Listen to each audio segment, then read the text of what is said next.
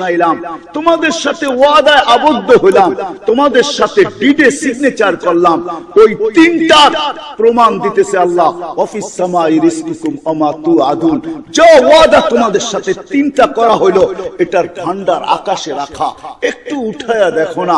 তারপরে আল্লাহ সর্বশেষ সিল মারতেছে, সিল ডিডে সিল মারতেছে, মোহর মারতেছে। ওয়ারাব্বুস সামাওয়াতি ওয়াল আরদ মিসলা মা আন্নাকুম তানতিকুন।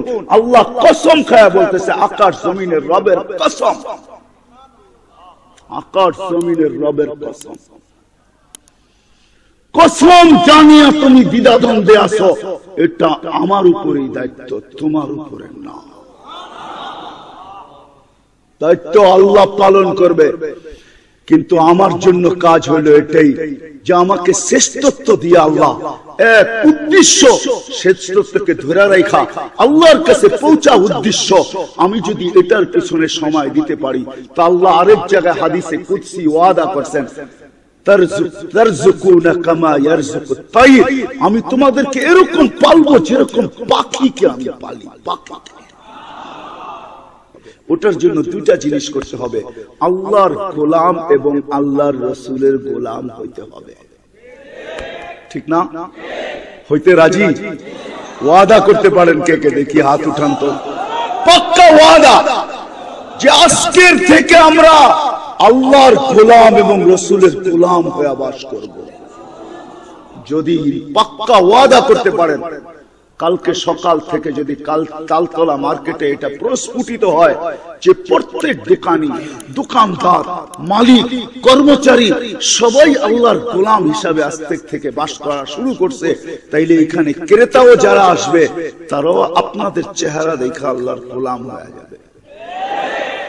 আজান যখন দুপুরে হবে আর সব মালিকরা যখন বলবে চাটাই বিছায়া দাও গলির ভিতরে, দাঁড়ায় যাও, নামাজ এখানেই শেষ করব, তারপরে চলবে, দেখবেন আপনাদের দেখা দেখি যারা এই বাজারে আসবে, এমন না আপনি বলবেন তাইলে আমাদের মার্কেটে মনে হয় কেউ আসবে না, তারা বলবে এখানে সবাই তো নামাজি, নামাজের ওয়াক্ত বেচা কিনা করে না, মনে হয় এইখানে আর কোনো কাস্টমার আসবে না।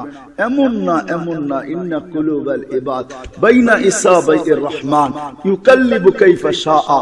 মানুষের দিল আল্লাহর দুই আঙ্গুলের মধ্যখানে, আল্লাহ যেমন চায় এরকম ঘুরায়। আল্লাহ যদি চায় তো উপচে পড়া বিরোধ সিজন সারা হইতে পারে, সিজন সারা উপচে পড়া বিরোধ এই বাজারে হতে পারে। তখন ক্রেতা মনে করবে এরা যখন নামাজের সময় কাউকে ছাড় দেয় না, এরা মনে হয় ৯-৬ করে না, এরা মনে হয় বেজালও দেয় না, এরা মনে হয় খারাপকে ভালো বইলা বিক্রি করে না। হাদিস মনে উঠলো, বলতেছিলাম এক সাহাবী দোকান খুলছে, কয়েকদিন পরে বন্ধ গুটায়া যাইতেছে, সবাই বললো ভাই বাজারে দোকান খুললা আবার গুটায়া কেন, চলে যাও, কাম হয়ে গেছে। আরে কি কাম হইলো? আমরা যুগ যুগ দোকানদারি করি, কাম হইলো না? তোমার 2 মাসেই কাম হয়ে গেল, বুঝবা না কাম হয়ে গেছে। কারে খুলা বলো না কি কাম হয়েছে?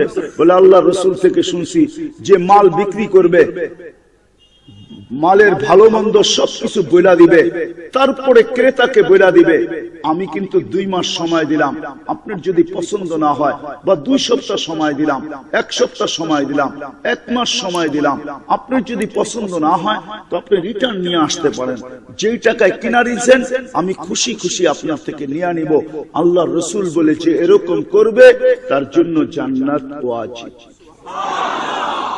তো বলে এই হাদিস শোনার পরে দোকান খুলছিলাম, 2 মাস অপেক্ষা করছি, কালকে একজনে নিয়ে আসছে ফেরত, খুশি খুশি তার টাকাটা ফেরত দিয়ে দিছি, জান্নাত হয়ে গেছে, আর দোকান রাইখা লাভটা কি? এই জন্য গুটায়া চলে যেতেছে।